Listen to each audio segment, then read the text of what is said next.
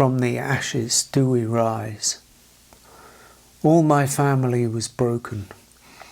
I don't know how I made it through. There are wounds still carried, familial tendencies, a fragrance, a ghost, fading yet still remembered. Why do we break so easily? The ancestral wound passed down like a hot coal. Here, they say, I can't bear this, you take it.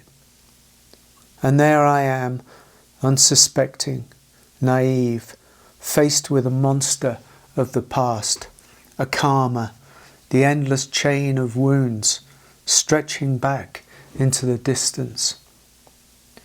The past can kill us, defeat us, break us, or it can heal us. And in healing us, somehow we heal it.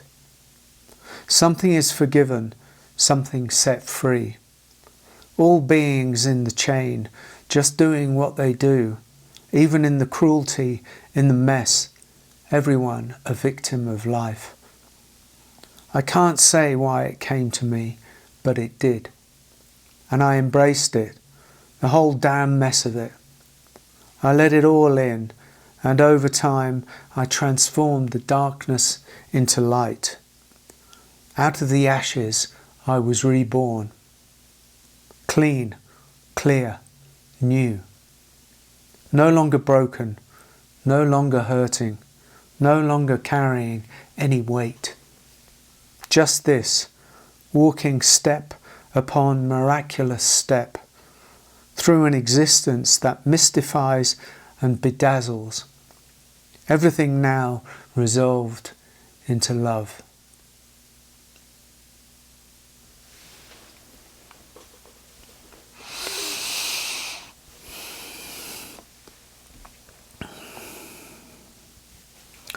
I think that speaks to it, really. I was reflecting last night after I had a friend who passed away on Friday, and I was reflecting on my family, my history, my life.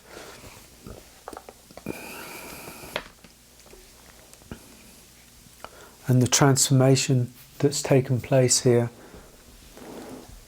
And then I remembered and I thought, yeah, all my family was broken.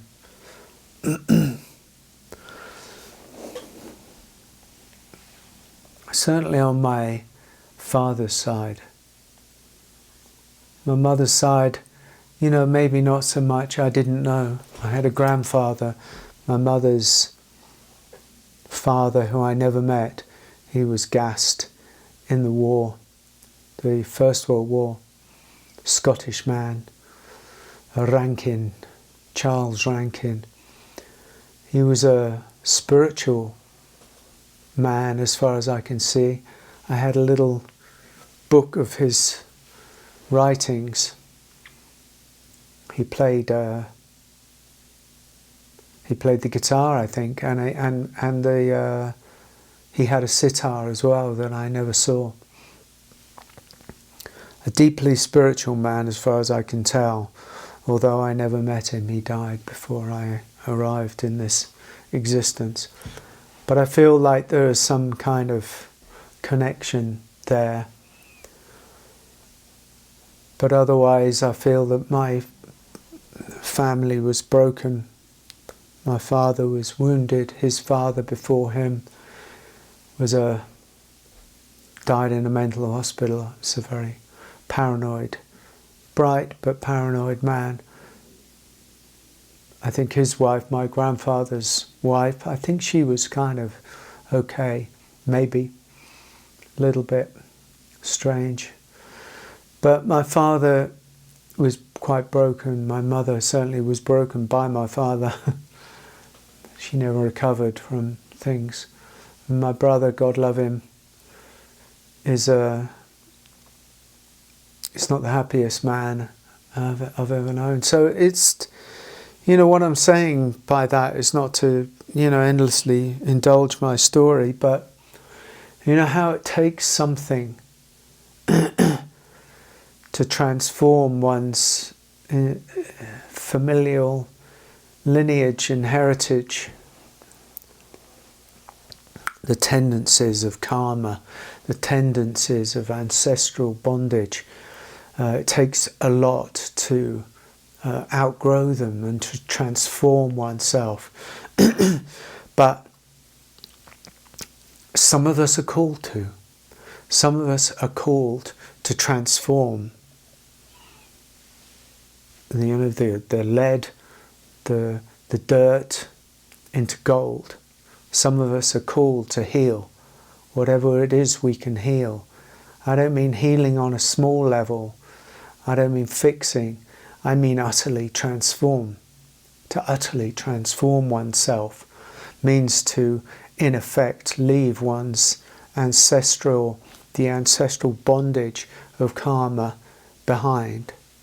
To outgrow it, to outgrow your family, to outgrow your ancestry. And that's not a callous thing, it's actually a mature thing. Because otherwise we tend to be defined by our lineage for generation upon generation. As it says, why do we break so easily? The ancestral wound passed down like a hot coal. Here they say, I can't bear this, you take it. So we take it, we take the burden, we take the wound, and then we make it our own. But we can't deal with it either.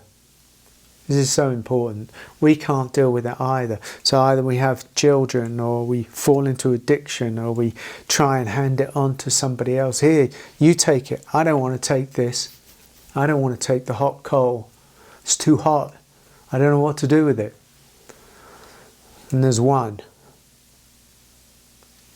who says, okay, give it to me. Who says, okay, give me the hot coal. I'll let it burn me. I'll transform the coal to gold. This is a powerful thing. A powerful thing. And each of us has the capacity to do it if we're called.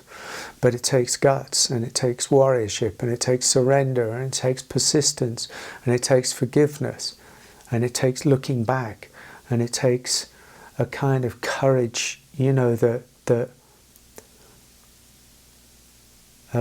allows us to rise up somehow into a different kind of sovereignty that says, I will not be defined by the wounds that I've inherited. This is not cruel. Actually, it's a great act of love, because it liberates others. It liberates the whole family. It liberates, on some level, the whole of the ancestry, because we do now what they couldn't do then.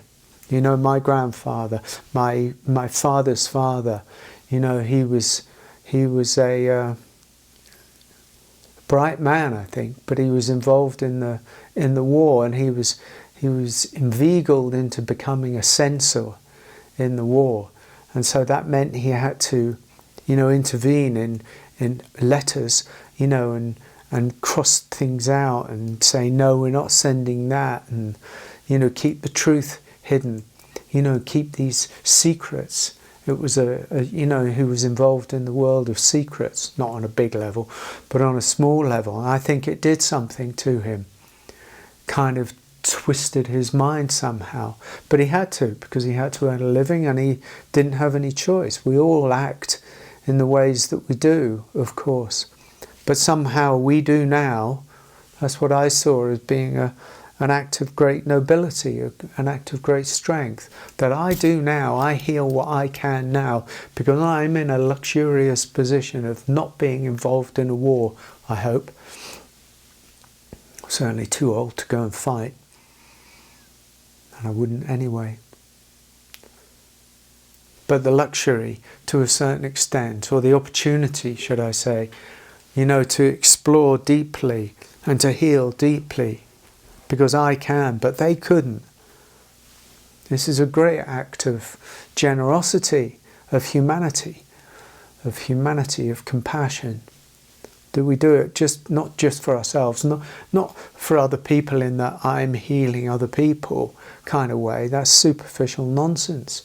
But actually something much more integral, much more integrated. Was when one of us heals ourselves back to wholeness, it has an effect on the whole damn lot. It has an effect on one's immediate environment. It has an effect on the constellation of the family unit, whether they're here or not here. And then it has a bigger impact on the, on everywhere you go, because something happens to the aura in somebody that's healed. The aura comes back into integrity. Because right now, and this is maybe something for another video, with all of us being so out of whack, and the chakras all out, and the body mind so out of integrity and out of alignment, that we transmit a frequency of fracturedness, all of us. And we're actually incredibly, vibrational frequency transmitting beings. So when you heal yourself to a kind of wholeness or integrity or back to naturalness, that transmits out into the world. This is powerful. But it takes one. It takes one. Don't wait for anybody else. Nobody else will do it. Nobody else cares. It's only down to you. It's down to you. That's all. Down to you. To say, I am that one. I am Neo. I am the one. To do it. It's not it's not coming from ego, it's coming from being. It comes from the depth of us. This call to be the one. To say, okay, give me that call. I'll do it. It's the heroic quality in us that calls us to step out from all of this, and to be the phoenix that rises up. From the ashes do we rise, my friend. From the ashes do we rise, if we choose. And I chose, and I hope you choose.